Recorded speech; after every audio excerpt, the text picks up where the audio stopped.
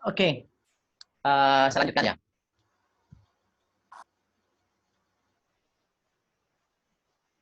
Silakan apa namanya, kita simak dulu video ya, slide yang akan saya sampaikan hari ini. Kita coba untuk ini. Slide-nya kelihatan ya? Kelihatan Pak, kelihatan. Ya.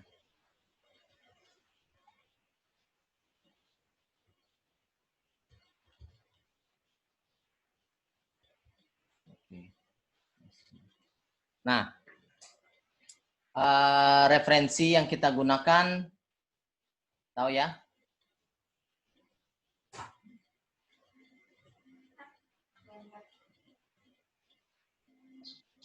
Sudah ada di apa namanya? Ada di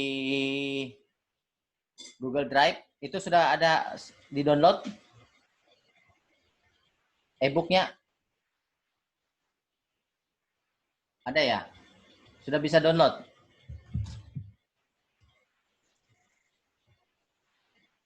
Halo, suara saya kedengaran? Kedengaran Pak, kedengaran. Kedengaran, Nah, Pak. itu yang e-book di folder itu sudah bisa di-download dah.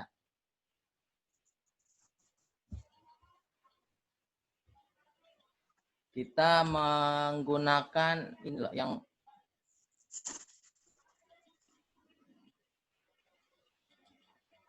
ini. Folder Drive Class. Ini kan ada 2 e-book.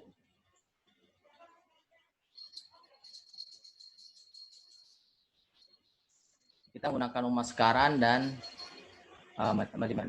tapi acuan utamanya adalah Maskaran.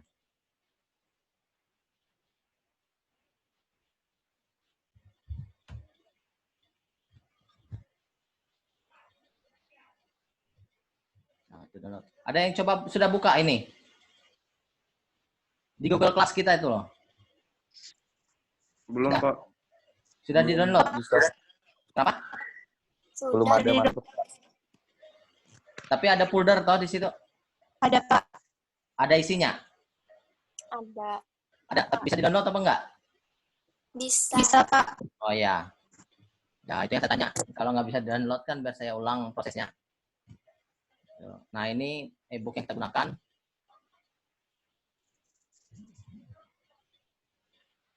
Oh, komputernya di-delete ya? Nah, ini ya. Ini buku utama yang kita gunakan dalam mata kuliah ini. Research Method for Business, Skill Building Approach, edisi ke-7. Maskaran dan Roger Bocuse. Oke.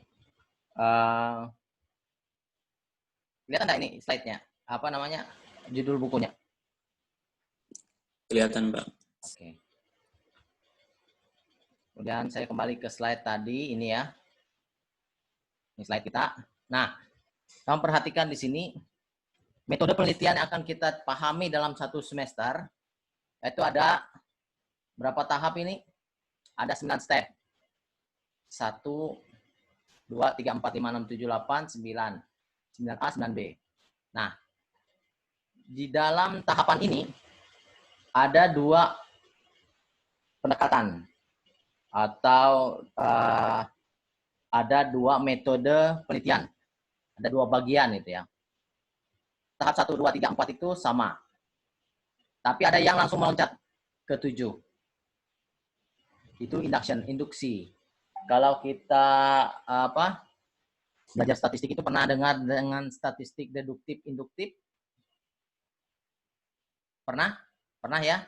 Nah, ini kenapa yang tahap 1, 2, 3, 4, ada yang tahapnya lanjut ke 5, ada yang ke 6, 7, 8, dan 9. Tapi ada satu metode di dalam riset itu, step 1, 2, 3, 4, dia loncat langsung ke scientific research-nya, step 7. Itu yang disebut induksi. Nah, Di dalam riset proses itu yang dinamakan pendekatan atau metode penelitian. Nah, sebelum saya jawab, kalian tahu metode penelitian itu ada apa saja? Ada berapa jenis penelitian? Silakan dibuka mic-nya kalau mau jawab. Ada 2, Pak. Ya, silakan. Jenis penelitian kualitatif dan jenis penelitian kuantitatif. Oke. Apita tadi mau jawab? Sama. Silakan. Sama Pak, sama kualitatif Ya. dan Oke. Nah, kita di EPB itu ada dosen yang sedikit menjelaskan apa namanya yang sedikit menyimpang dari banyak metode. Jadi yang benar metode itu seperti yang disampaikan itu ada 2 yang dikenal orang di dalam dunia riset, yaitu penelitian kuantitatif dan penelitian kualitatif. Tapi di dalam perkembangannya ada yang dinamakan dengan mixed method atau metode campuran. Jadi penelitiannya itu campuran antara metode kualitatif dengan kuantitatif.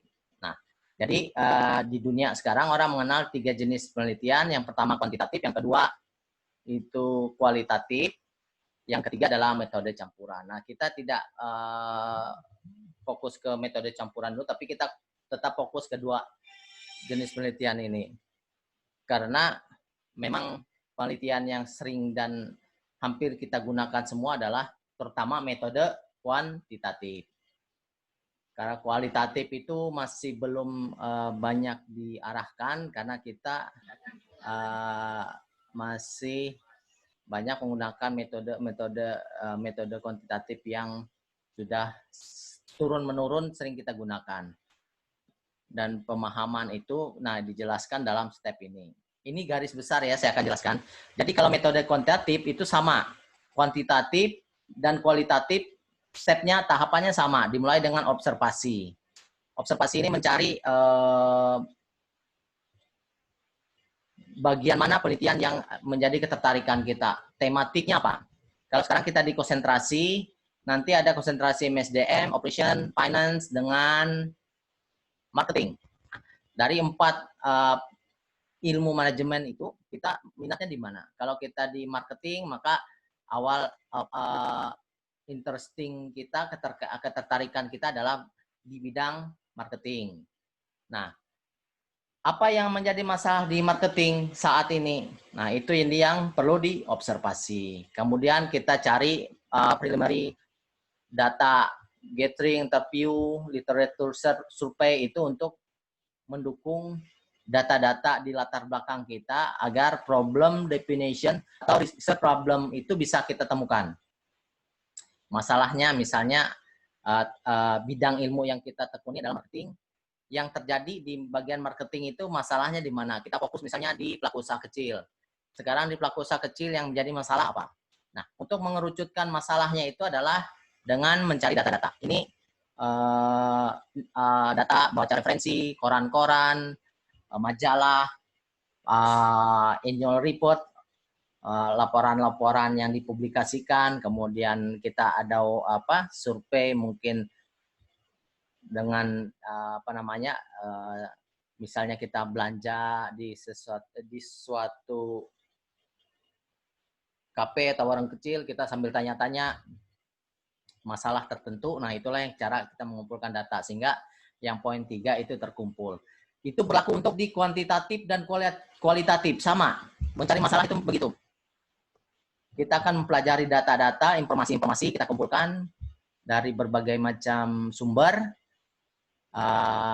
baru kita menemukan masalah. Kalau sudah, baru kita ke critical literature review. Nah, ini yang paling lemah sekali sampai saat ini di EPB UPR. Mahasiswa itu paling sukanya Kopas. Keajaiban Kopas dengan bantuan Google itu sangat tinggi. Jadi sebenarnya menentukan step berikutnya adalah dari literatur review.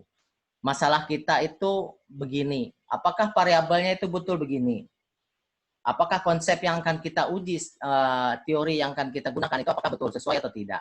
Itu menentukan dari bagaimana kita mengkaji, melakukan review dari sebuah literatur. Itu yang kenapa itu namanya critical literature review. Ya. Jadi referensi yang kita cari, penelitian-penelitian sebelumnya yang sudah orang lakukan terhadap topik yang kita minati tadi, itu apakah benar? Apakah ada? Bagaimana hasilnya? Apa perkembangannya? Apa kontribusi terakhirnya di body of the knowledge itu dalam konsep sebuah teori. Nah, itu yang kita kaji. Kalau itu sudah jadi, kita bicarakan metode kuantitatif dulu, baru kita masuk ke step 5. Step 5 ini adalah deduction. Nah, inilah yang perbedaan kuantitatif dan kualitatif. Yang satu kerangka berpikir secara induktif, yang kedua adalah secara deduktif. Deduktif ini adalah kita akan melahirkan theoretical framework. Kenapa namanya theoretical framework? Karena itu akan melahirkan hubungan-hubungan variabel. Variabel A berpengaruh terhadap B itu kenapa bisa kita tahu ada hubungannya? Karena tadi literatur, referensi, penelitian terdahulu sudah menjelaskan, teori sudah menjelaskan bahwa A berpengaruh terhadap B. Dan itu sudah jelas. Nah, inilah yang kita bangun di dalam deduction, theoretical framework. Sehingga di penelitian kuantitatif itu gambar konsep penelitian, istilahnya kalau di buku pedoman kita adalah kerangka konseptual penelitian atau alur pikir penelitian. Nah, itu yang menjadi bagian step kelima. Setelah kita apa isi dari kerangka konsep itu? Framework itu adalah variabelnya. Variabel A, variabel B, variabel C, dan seterusnya. Sehingga kita gambar dalam sebuah model atau kerangka konsep. Kenapa namanya kerangka konsep? Karena kerangka yang saling berhubungan, saling mempengaruhi dan dipengaruhi. Itulah yang disebut dengan theoretical framework.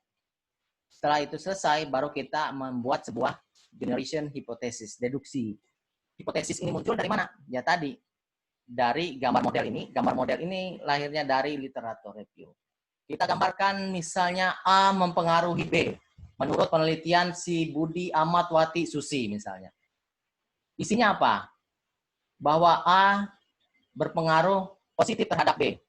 Penelitian Budi Amat dan itu membuktikan dari 5 penelitian yang kita acu, pertama misalnya, bahwa variabel A berpengaruh positif dan signifikan terhadap B. Sehingga muncullah pertanyaan penelitian kita di step ketiga, apakah A berpengaruh terhadap B? Nah, itu runutnya. Jadi keterkaitan antara step 4 dan 5 itu adalah hubungan yang tidak terpisahkan atau tidak berdiri sendiri-sendiri. Jadi dari gambar konsep, referensinya, kemudian pertanyaan penelitian yang kita buat di tahap 3 ini saling berkaitan. Sehingga hipotesisnya apa? Nah, hipotesis itu nanti kan kalian pelajari. Hipotesis itu 2 suku kata yang terdiri dari hipo dan tesis. Nah, nanti kita akan sampai step pembelajaran. Hipotesis itu sementara dugaan atau jawaban sementara kita atas pertanyaan penelitian yang kita buat di tahap 3. Apakah A berpengaruh terhadap B? Jadi hipotesisnya Pak, diduga, ya, bahasanya macam-macam. Diduga A berpengaruh positif dan berpengaruh positif terhadap B. Ada juga bahasa semakin meningkat A, maka akan semakin meningkat B.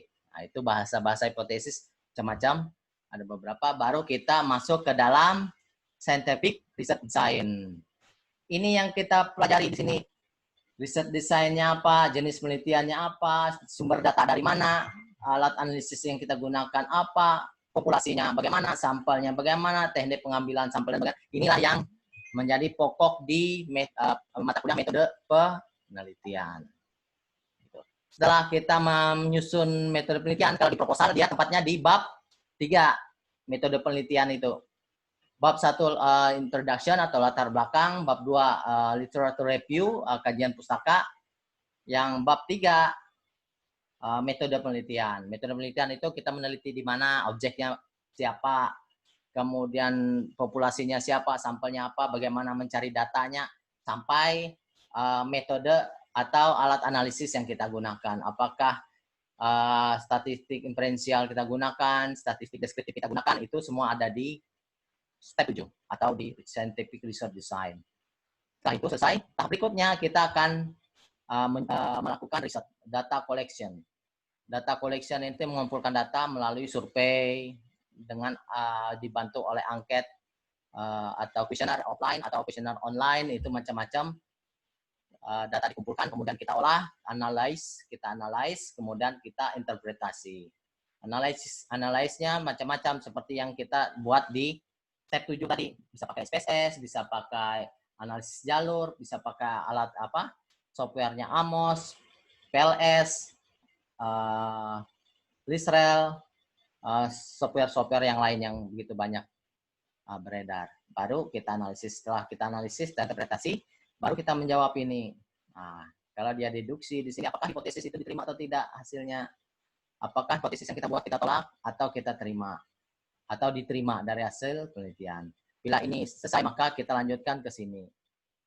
Ke membuat report writing. Report ini sebuah laporan hasil penelitian secara utuh, yang kemudian kita presentasikan, kemudian kalau dia riset yang bersifat untuk pengambilan keputusan, dia akan digunakan oleh para manajerial untuk mengambil decision making, membuat keputusan. Ya. Tapi bila ada sesuatu yang keliru dalam metode yang kita buat, ini bisa kembali ke sini, ke step ini. Bila tidak, ini apakah ada masalah di sini, apakah ada bias, ada kesalahan teknik pengambilan data, penyusunan konsep, dan seterusnya. Nah, ini step yang harus kita kuasai dalam metode penelitian. Dan step 1 sampai 9 ini dijelaskan dalam satu buku tadi yang sekarang. Jadi membuat menyusun mencari latar belakang bagaimana, menyusun mengkaji sebuah literatur itu seperti apa, menyusun framework seperti apa, menyusun hipotesis seperti apa, kemudian research desainnya bagaimana. Kalau metode kuantitatif begitu, kalau metode kualitatif sama halnya. Jadi tanpa bedanya adalah apa? Kuantitatif dan kualitatif kalau dilihat dari gambar ini. Di mana letak perbedaannya? Ada yang bisa jawab? Silahkan.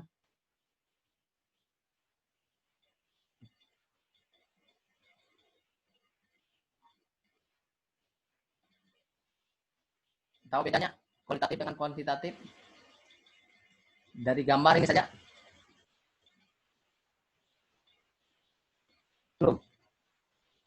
Belum nangkap. Ini sambil lihat-lihat orang ini kelihatan gitu ya.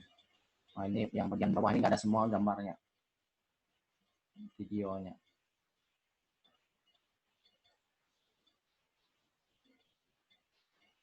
45 orang kita ya. Oke. Nah, nanti kalian coba menganalisis gambar ini. Nanti ada panduan berikutnya di sesi berikutnya. Saya akan mengirimkan sebuah catatan untuk tugas untuk kalian memahami materi yang disampaikan hari ini. Ditulis ulang, direview ulang. Nah, tapi dari melihat konten video Zoom ini, saya akan upload kembali di YouTube ya. Nanti kalian buka, kalian cermati setiap stepnya. Apabila ada pertanyaan-pertanyaan yang saya lontarkan di situ belum terjawab, nah itu tugas kalian nanti mereview atau memberikan jawabannya. Misalnya seperti ini. Step dari 9 step ini, apa bedanya penelitian kuantitatif dengan kualitatif? Kenapa? Nah, itu ya. Nanti kalian akan saya buat sebuah question di Google Classroom, di GCL. Kemudian, ini proses qualitative research, itu ada yang pertama tadi, pecahan ini dalam bentuk tulisan, yang tadi dalam bentuk gambar, yang pertama critical literature review, research design, method of collecting datanya, sampling, kualitatif data analisisnya, kemudian research report. Dia hanya ada 6 step kalau kualitatif. Critical literature review, research design, method collecting data, sampling, qualitative data analysis, dan research report. Nah, kemudian kalau kuantitatif ada pertama critical literature review, theoretical framework, research design, questionnaire, experimental design, measurement and scaling, sampling, quantitative data analysis, dan research report. Apakah ini bedanya? Ya, ini beda tahap.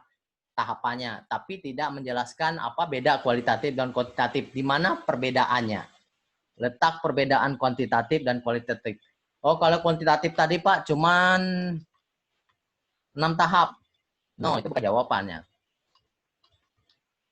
Kalau kuantitatif itu 8 tahap, 9 tahap sampai research reportnya. Itu bukan jawaban yang konteks dari apa perbedaan kuantitatif dan kualitatif research. Jadi kalian cermati betul-betul dari gambar yang diagram awal tadi. Itu akan terlihat di mana bedanya. Ya. Nah, itu pengantar dari garis besar research design yang akan kita pelajari. Tentunya di mata kuliah ini kita tidak hanya mempelajari konsep-konsepnya saja, definisi critical literature review itu definisinya apa, research design itu definisi apa, kita tidak belajar itu. Tapi kita akan lebih banyak mempraktekkan bagaimana membuat mini proposal per orang. Itu output kita di tahap step sampai di middle test nanti. Pada pertemuan ke-7, ke-8 middle test, berarti di Oktober nanti, di middle test saya akan menerima report dari adik-adik semua mini proposal yang akan kalian buat. Tentu nanti ada panduan yang saya buat. Nah, berikutnya untuk pertemuan berikutnya yang wajib kalian punya adalah selain buku tadi, e-book yang ada 2 di folder yang sudah saya siapkan, method research e-book. Yang perlu kalian download juga adalah pedoman penyusunan penulisan proposal dan skripsi punya FEB UPR. Nah, silahkan download di bit.ly FEB UPR ADM itu ada download, ada e-book PPS. Nah, kalian download di situ. Nah, yang kalian akan pelajari, gunakan di situ adalah ada tata tulis atau susunan dalam penulisan proposal di FEB UPR, dari pendahuluan, latar belakang, dan seterusnya itu bagaimana itu ada isinya, dan itu yang menjadi acuan kita dalam menyusun proposal nanti. Format yang kita gunakan gitu ya. Jadi di dalam pedoman nanti itu yang kita gunakan dalam mengerjakan tugas proposal. Ini proposal saya tidak menyarankan Anda bekerja sama atau kelompok. Ini tugas mandiri dan per orang harus menggunakan bisa mendesain research desainnya untuk sebuah. Saya berharap yang kalian susun itu untuk menjadi skripsi kalian nanti. Jadi jangan semakin betul-betul kalian membuat ini akan itu mempermudah kalian nanti kalau kalian masuk presentasi. Karena itu tentukan sekarang minat kalian itu kemana, mau ke finance, ke operation, marketing, atau human resource. Ya, ada yang mau ditanyakan?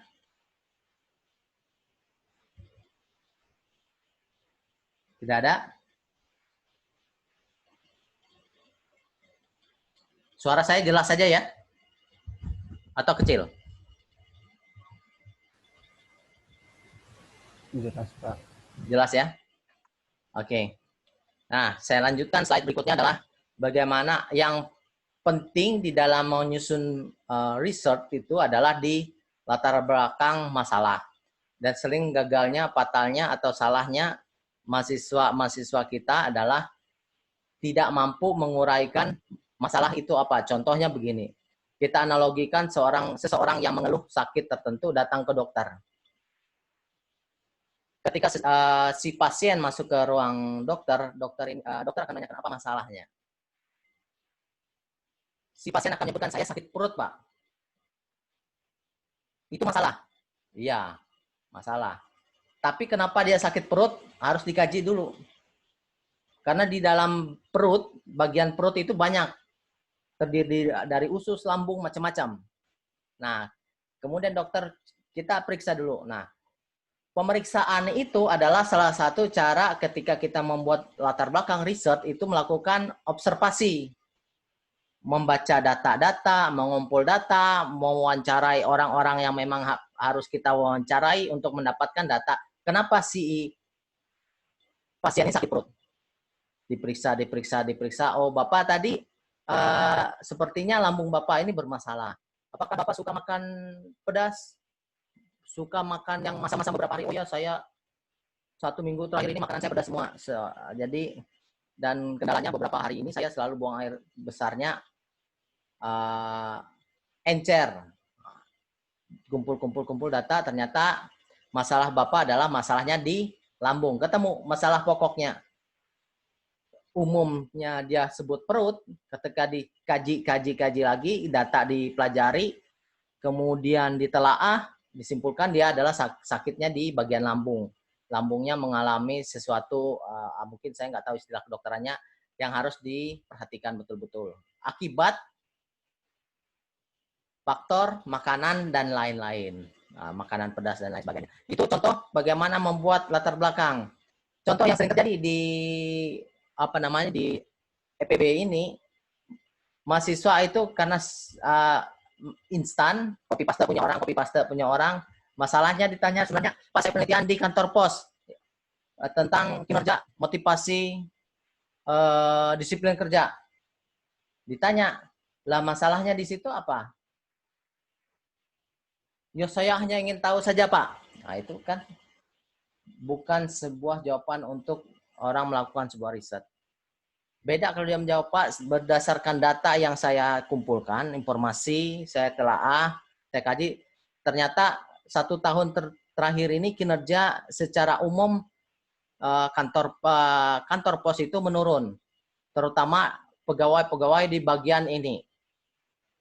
Terjadi penurunan. Berdasarkan apa? Berdasarkan data-data. Pertanyaan lagi, kenapa itu bisa turun? Karena ini Pak, mereka ini yang satu tidak ada jaminan untuk bekerja terhindar dari COVID-19. Tidak ada protokol yang memang betul-betul diterapkan di situ. Kemudian peralatan-peralatan yang digunakan untuk protokol kesehatan itu kurang sekali. Kemudian kadang-kadang kita tidak mengatur datang konsumen itu berjubel. Apalagi kalau sudah mengambil bantuan dari masyarakat. Yang ketiga, kita tidak ada karena penurunan orang mengirim barang melalui kantor pos karena efek COVID-19, misalnya ini contoh ya, contoh terjadi penurunan, kami mendapatkan penurunan penghasilan. Jadi kami kesulitan untuk memenuhi kebutuhan kami sendiri karena honor yang kami terima biasanya begini, kami mendapatkan tidak ada kebijakan yang diberikan oleh organisasi. Berarti kinerja kamu turun karena motivasi kamu turun.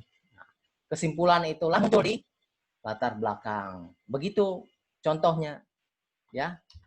Nah, kenapa di sini yang diharapkan adalah bagaimana kita berpikir secara filosofis.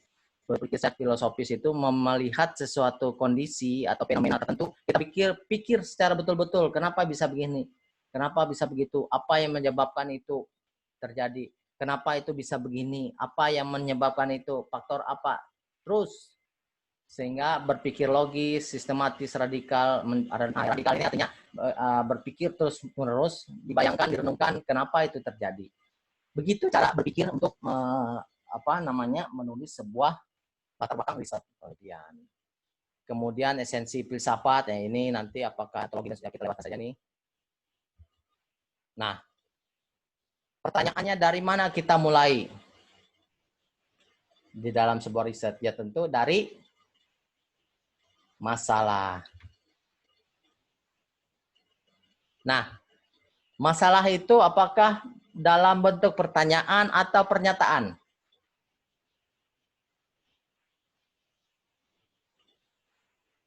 Menurut kalian?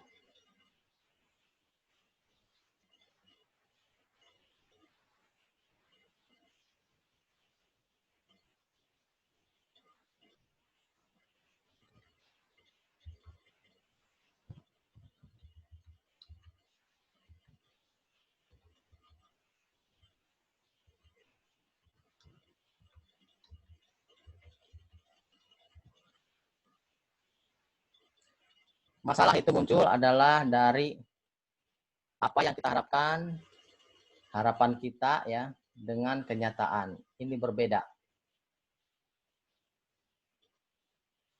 Saya kuliah di EPB itu harapan saya adalah pelayanannya bagus. Saya sekali pencet, selesai. Tidak perlu membutuhkan waktu lama. Itu harapan. Ketika kita memasuki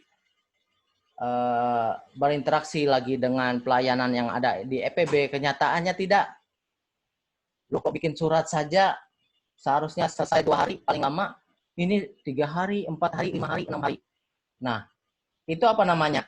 Masalah ya? Masalahnya kenapa? Kok harapan kita pelayanannya cepat, bagus, tapi kenyataannya tidak. Berarti ada fenomena yang terjadi. Datanya apa? Nah ini, saya observasi teman-teman mahasiswa yang melakukan pengurusan pelayanan di EPB UPR, dari 15 orang itu, 13 orang itu menyatakan tidak puas terhadap pelayanan di EPB. Berarti ada masalah. Masalahnya pelayanan di EPB tidak maksimal. Kamu bisa katakan tidak maksimal dari mana? Ini tadi Pak, datanya saya sudah observasi. Nah ini pernyataannya, data-datanya. Dan terlihat saya juga ke bagian akademik, dari asisten administrasi atau ke bagian umum, ternyata dalam memproses satu buah permohonan pun membutuhkan waktu 2-3 hari. Yang seharusnya bisa 1 hari selesai. Berarti ada masalah di situ. Kemudian ada, setelah kita cari, ada research gap namanya. Kalau kita bisa mulai dari data fenomena tadi, atau kita mulai dari research gap. Saya membaca bahwa ada jurnal yang penelitian dalam jurnal mengatakan bahwa A itu berpengaruh terhadap B. Tapi ketika saya cari lagi referensi lain, ternyata ada penelitian yang menyatakan bahwa A itu tidak berpengaruh terhadap B. Variabelnya sama, konsepnya sama, tapi berbeda hasil. Itu yang disebut dengan research gap. Mendapatkan research gap itu dengan cara banyak membaca referensi. Critical review tadi. Teori gap, ini untuk nanti levelnya kalian, saya tidak usah jelaskan. Kita fokusnya untuk S1 ini bisa mulai dari data organisasi tadi, atau fenomena bisnis, fakta empirisnya, fakta di lapangan gitu ya. Perbedaan harapan dan kenyataan tadi, ditunjukkan dengan data-data. Nah, jadi kalau kita buat top map-nya itu, penyajian masalah itu seperti ini. Jadi kita yang di S1 itu mulainya dari sini ya.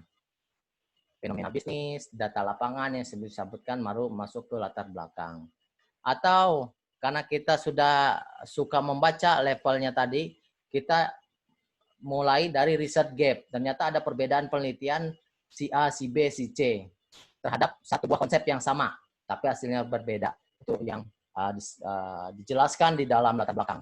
Setelah latar belakang muncul, baru kita rumuskan masalah. Makanya pertanyaan tadi, apakah masalah penelitian itu dalam bentuk pertanyaan atau pernyataan? Nah, rumusan masalah.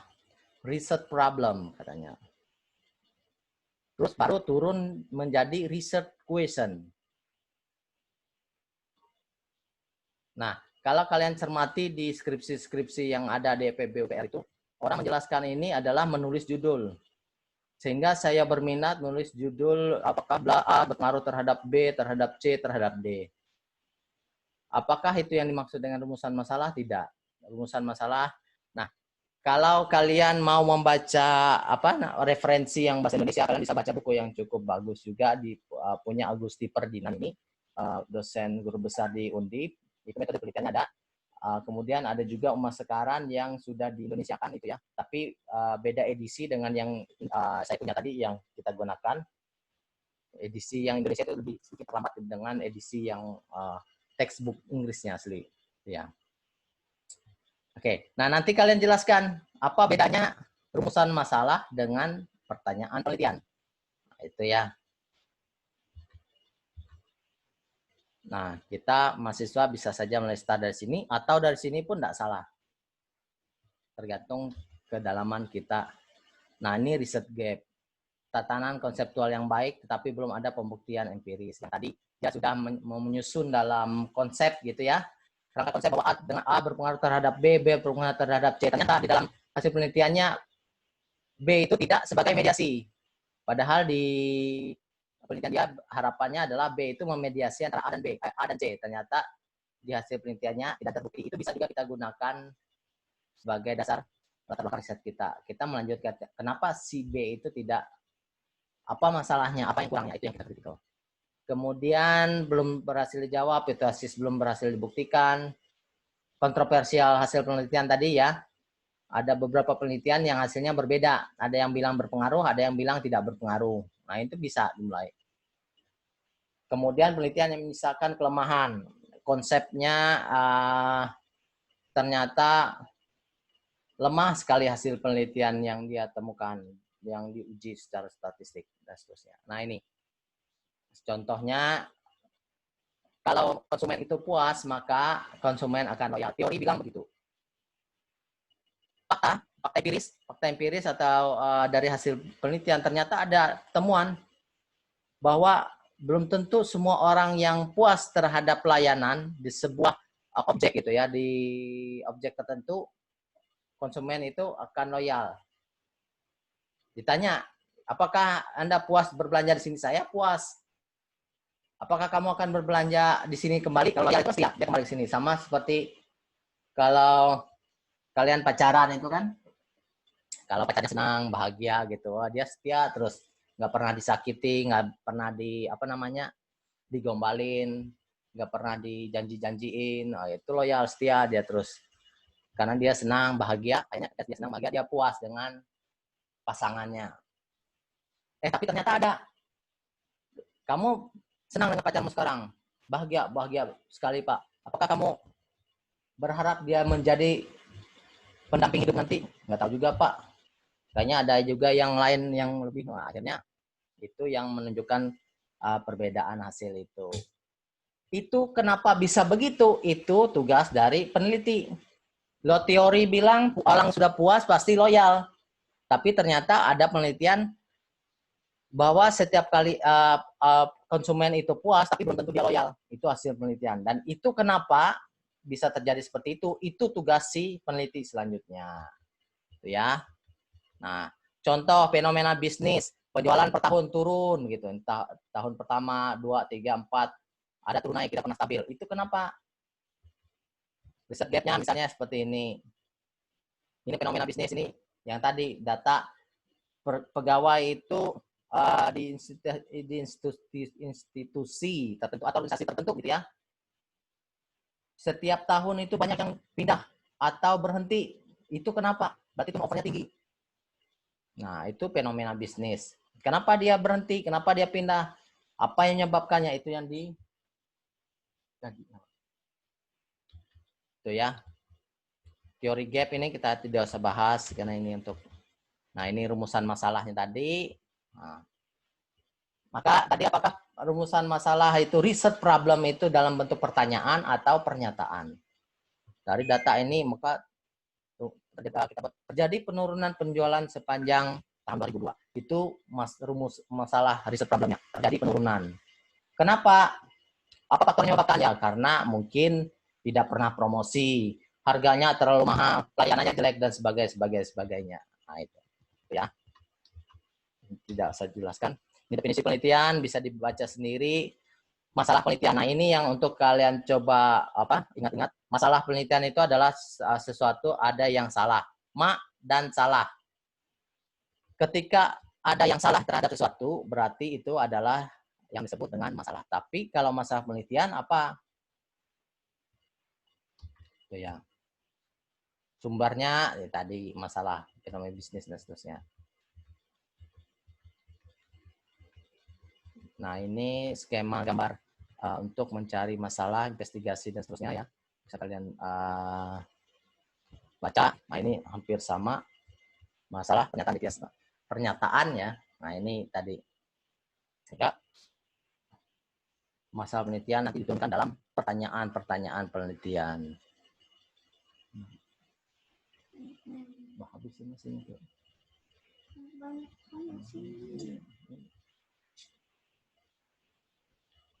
Oke ya. Ada yang mau ditanyakan sampai di sini?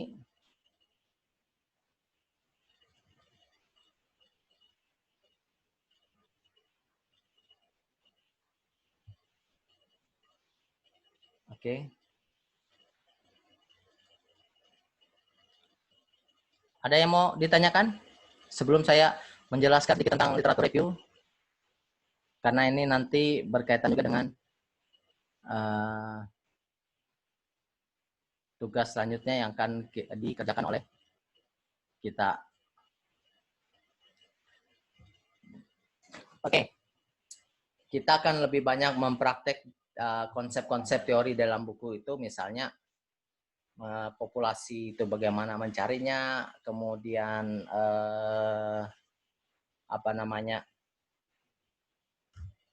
sampel itu siapa, bagaimana mencari sampel dan sebagainya, gitu ya. Itu yang perlu kalian kita banyak pertajam dalam sesi penelitian ini, metode penelitian. Nah, saya akan jelaskan tentang telaah pustaka.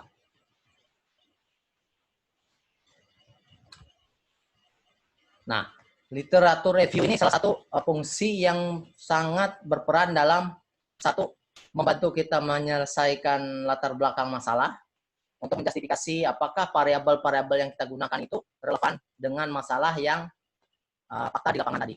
Jadi literatur review adalah proses langkah demi langkah yang melibatkan identifikasi secara justifikasi tulisan yang dipublikasikan atau yang belum dipublikasikan dari sumber, data sekundari, evaluasi penelitian, dan seterusnya.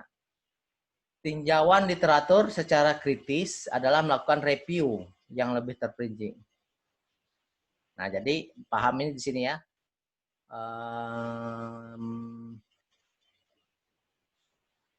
Literatur review, oke, dengan tinjauan literatur. Kajian pustaka, gitu ya. Artinya kita pustaka yang kita dapatkan, yang kita peroleh, bagaimana kita mengkaji pustaka tersebut. Sumber bisa dari buku, jurnal, laporan penelitian, tesis, disertasi, skripsi, konferensi, naskah yang tidak dipublikasi, surat kabar, internet, dan lain sebagainya. Itu sumber. Namun perlu kehati-hatian dalam memilih sumber. Karena tidak semua sumber yang dipublikasikan di internet misalnya itu valid. Nah, itu kalau kita ingin mendapatkan yang valid dan yang referensi yang bagus, itu cari jurnal-jurnal yang memang sudah terindeks atau diakui secara internasional jurnal itu bagus, atau secara nasional dia peringkatnya bagus. Itu akan mendapatkan referensi yang bagus. Untuk memilih kualitas penelitian terbaru, nah ini ada urutannya. Kalian coba baca dan renungkan, menurut kalian dari beberapa pertanyaan ini, apa yang bisa muncul dari saya, ide penelitian yang akan saya coba kembangkan, gitu ya. Ini isu, nah ini yang paling krusial, paling banyak terjadi di penelitian yang diusulkan oleh mahasiswa, plagiarisme. Kita dengan gampang mencari referensi di Google, di internet, copy, paste, sudah. Padahal orang yang menulis itu seharusnya namanya berhak dicantumkan karena kata-kata atau paragraf yang kita gunakan itu adalah tulisan orang lain. Karena itu, untuk mencegah plagiarisme, mengcopy paste dengan seenaknya, referensi itu sebaiknya digunakan sebaik-baik mungkin, dan jangan lupa si penulis artikel atau paragraf tersebut dicantumkan di dalam daftar pustaka kita. Ini bisa kalian baca, pahami nanti sendiri ya. Makna-maknanya ada ghostwriter, photocopy, self-stealer, dan lain sebagainya. Nah, sumber dikutip namun tetap plagiat. Nah, ini tolong dipahami betul-betul ya. Nah, ini bisa dibaca, ini yang sumber kita kutip, tapi tetap disebut sebagai plagiat. Nah, ini kalian baca nanti.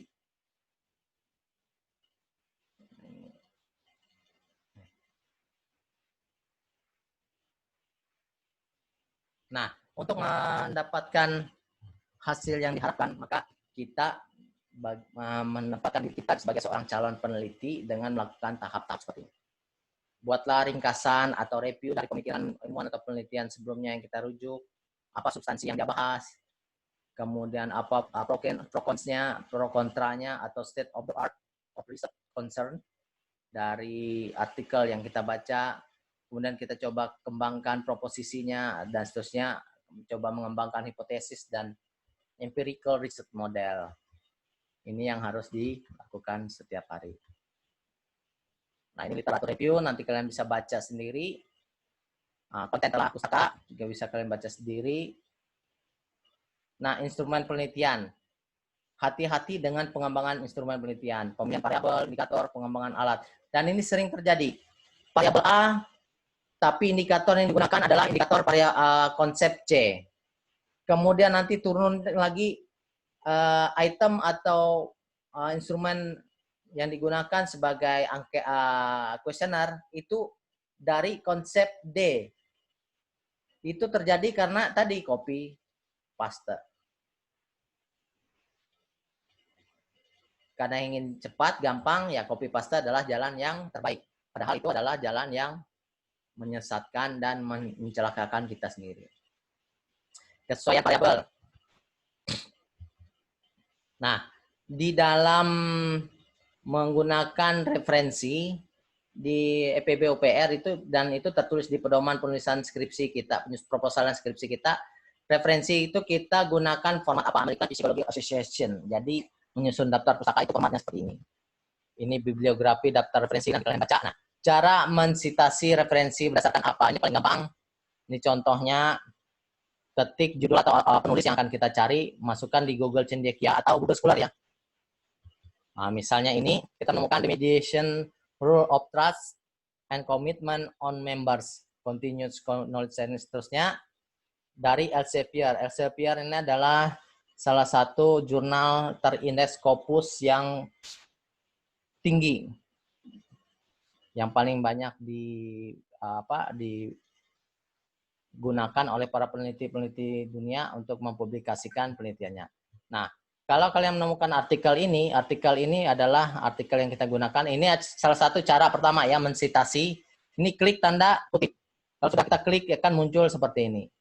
Ini ada berapa format? Ada format MLA, ada format apa, ada ISO, biasa ada format Harvard juga. Nah, kita menggunakan format apa ini? Klik saja ini, copy.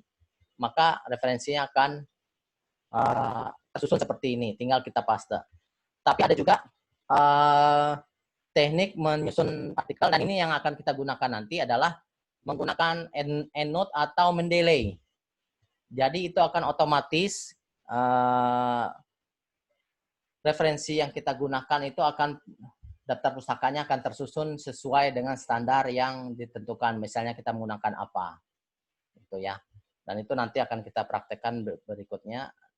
Nah, referensi ini ya, Masakaran, Gusti Ferdinand, dan yang saya bagikan di dalam. Baik, sampai di sini bagaimana pemahaman kita tentang bagaimana memulai sebuah penelitian, karena setelah ini kita akan banyak mendiskusikan, bekerja, menyusun konsep latar belakang riset kita, ide penelitian yang akan kita tuangkan itu apa, kenapa itu kita pilih, itu sudah akan kita mulai pertemuan berikutnya dan seterusnya sampai pertemuan berakhir di ujian akhir semester. Ada pertanyaan?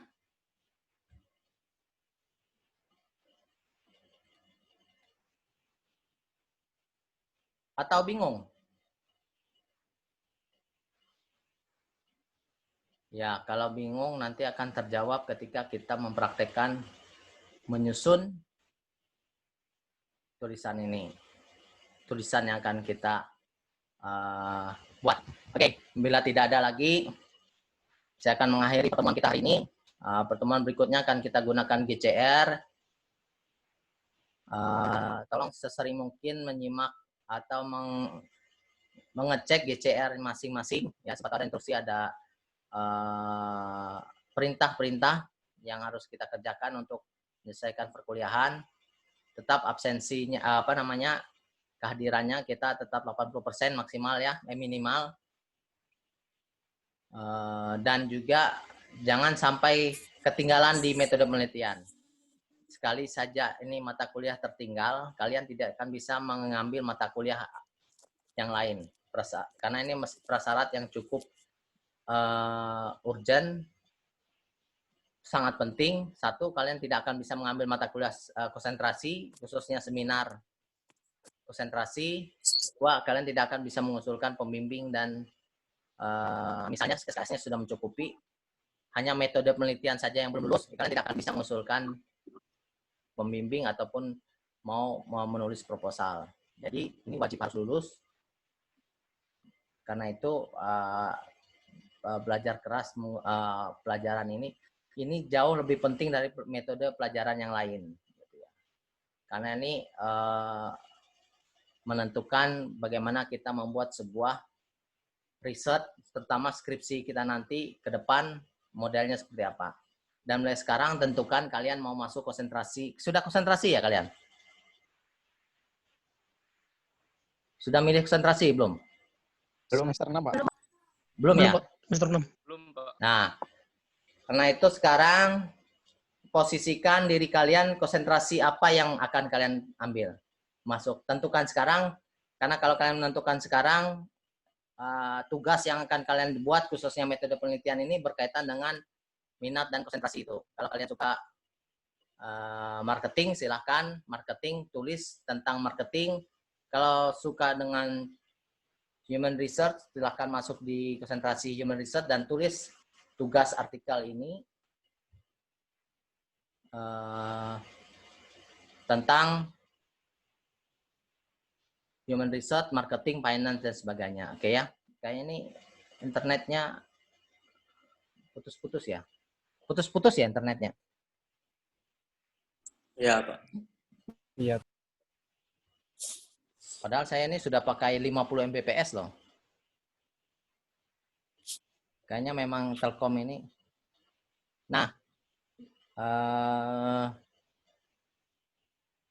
kalau tidak ada pertanyaan, tugas berikutnya akan saya sampaikan di Google Classroom. Apa yang harus kalian kerjakan, tolong perhatikan ya. Simak baik-baik yang ada di Google Classroom nanti. Terutama review tugas hari ini. Nanti akan kalian mereview dari video yang saya upload ini nanti di YouTube. Dan kalian lihat linknya di Google Classroom. Nah, di situ akan ada pertanyaan apa yang harus kalian kerjakan. Tenggang waktunya biasanya kalau tidak hari ini, besok harus dikumpulkan. Sehingga kalian tidak hanya mendengar, tapi memahami lagi apa yang diceritakan hari ini, gitu ya. Kata kuncinya apa sebenarnya yang dibahas di dalam pertemuan hari ini. Itu saja ya. Kalau tidak ada lagi. Maaf, Pak. Ya. Pak, saya belum absen. Hah? Saya juga, Pak. Belum absen, Pak. Sudah masuk di ini enggak? Namanya siapa? Sudah, Pak. Sudah, Pak. Karunia. Hadir, Pak. Karunia Andali ada. Oke, siapa lagi? Si Ika. Tania Ade Putri. Ika ada, Pak. Ika Apriliana. Ada? Iya, Pak. Oke. Ada. Siapa lagi? Tania Ade Putri. Nia Ardiano ada? Ada, Pak. Ada, Pak. Ardiano ada. Oke. Nah, yang lain sepertinya belum masuk di daftar absen karena mungkin kalian baru mengisi form online ya. Nanti di Google Classroom minggu depan nanti diupdate dan diingatkan dikasih catatan di situ bahwa pertemuan hari ini kalian masuk gitu namanya. Absennya akan diupdate lagi minggu depan. Dan updatean minggu depan itu mungkin updatean terakhir. Dan saya ingatkan jangan pindah kelas karena nanti absensi yang akan masuk ke sini adalah sesuai kelas yang kalian tempuh semester kemarin. Kalau kelas A, kelas B, kelas B, kelas C, kelas C gitu. Karena ada yang dikira mahasiswa itu seenaknya mau milih konsentrasi kelas. Ada kelas tertentu yang cuma 10 orang aja nggak sampai. Karena lihat dosen yang ini kabur. Nah, nanti absensi itu sudah dikirim ke dosen masing-masing. Tolong segera dicek ya. Saya akan nerima absensi yang full yang hari ini. Asal kalian, ini kelas A toh? Iya, Pak. Iya, Pak. Ya, kalau kelas A semester kemarin berarti kelas A juga jangan pindah-pindah gitu ya. Oke, videonya dihidupkan. Saya mau foto dulu.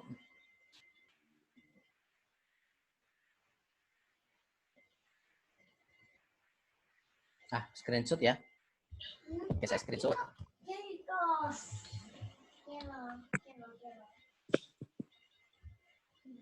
Kemudian screenshot. Bentar dulu ya.